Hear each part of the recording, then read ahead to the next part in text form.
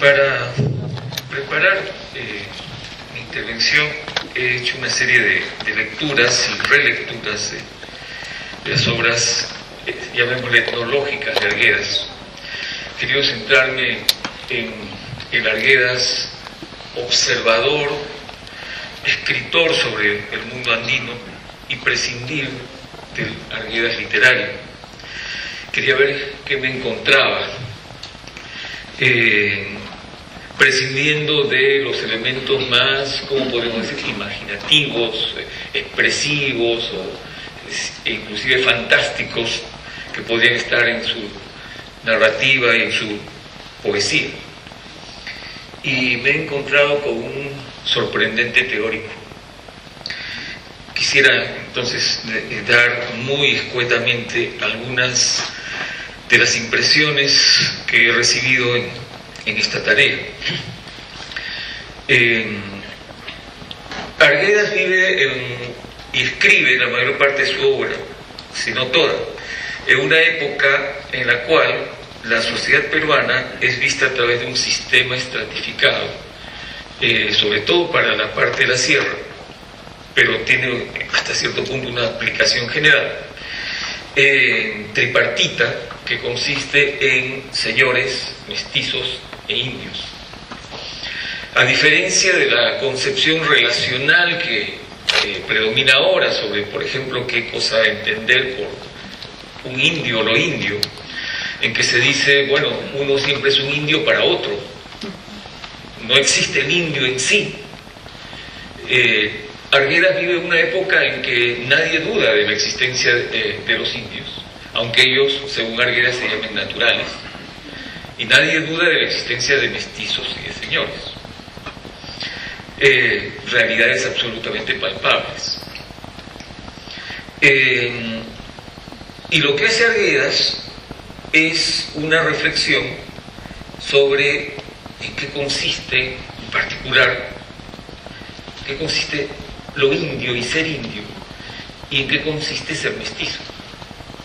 Y ahí entonces tenemos un trabajo de observación y reflexión que me parece extraordinario. Para empezar, hay una polisemia de las categorías que es muy importante considerar. De un lado existe lo indio como una cultura particular, una cosmología en la cual, entre otros elementos, como se ha mencionado acá, la naturaleza es vista como un ser vivo y el hombre es parte de ese mundo de seres vivos, digamos, como uno más, que ha desarrollado un tipo de religiosidad. Arguedas no lo dice en esos términos, pero refiriéndonos a Max Weber, podemos decir, no es una religiosidad de salvación, no hay religiones de salvación como el mundo judeo-cristiano, islámico, más las religiones orientales, donde el hombre es un ser caído y entonces necesita expiar culpas y pecados. En el mundo andino no hay ese tipo de religiosidad, es más bien una religiosidad propiciatoria, por ejemplo a través de los ritos propiciatorios de la fecundidad, de la fertilidad de la tierra, aquí está el pago a la tierra. No hay pecado, no hay un mundo ultraterreno del cual disfrutar como compensación de las penurias en este. Bueno, lo indio es algo que se nutre fundamentalmente de esa cosmovisión y que ha sido desarrollada en un ambiente particularmente, según nuestros cánones, particularmente inhóspito. y que no podía ser de otra manera para poder adaptarse y adaptar a ese mundo, a la organización humana. Ese mundo se ha desarrollado una visión, un conocimiento y un dominio particular sobre ese mundo. Llamémosle una adaptación. No hay algo así como una narrativa de haber sido arrojados a ese mundo inhóspito para pagar alguna culpa. Y sin embargo, el mundo andino, la geografía andina, es una geografía extraordinariamente demandante. A diferencia de la geografía, por ejemplo, de lo que en un artículo Arguedas denomina la yunga, la costa, y que entonces lleva a otro tipo de mentalidad. En términos entonces de contenido, tenemos todos esos elementos.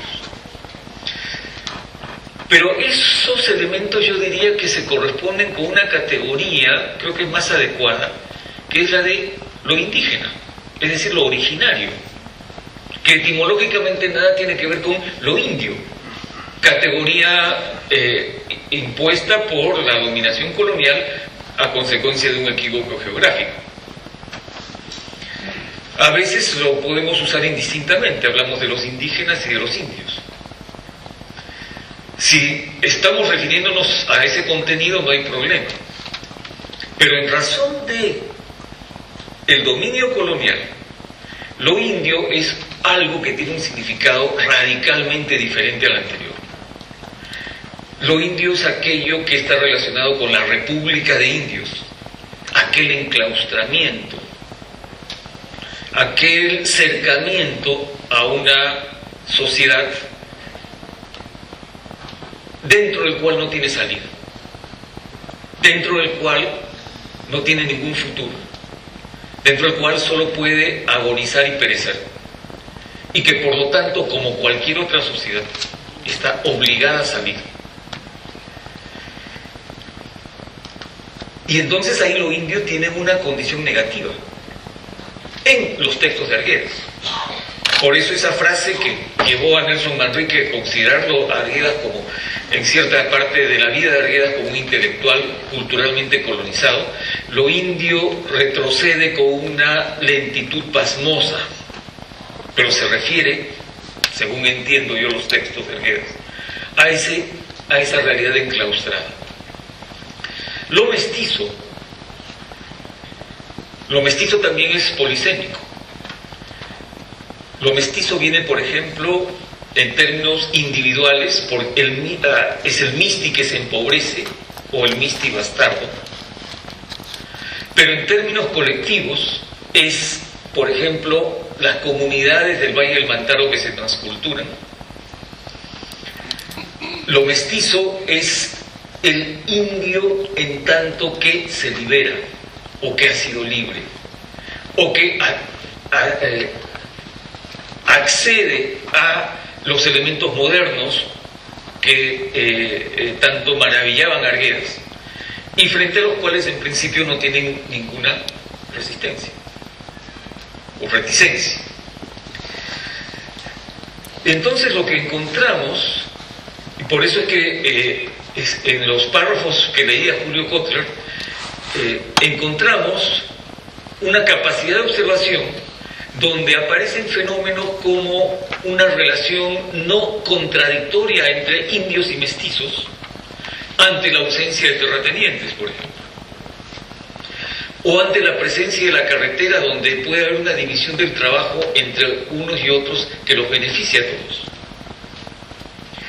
Arguedas entonces observa todas estas realidades, y no diré que forma una teoría cabal, pero nos da un conjunto de elementos con los cuales yo diría que hace trizas, hace jirones, problemáticas como la interculturalidad, la modernidad y la tradición. Porque lo que está diciendo es que nosotros, nuestros problemas, nuestro camino, no tiene que ver con estos términos. Estamos en otro juego.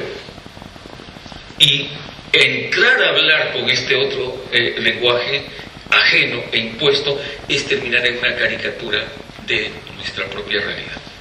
Hasta aquí.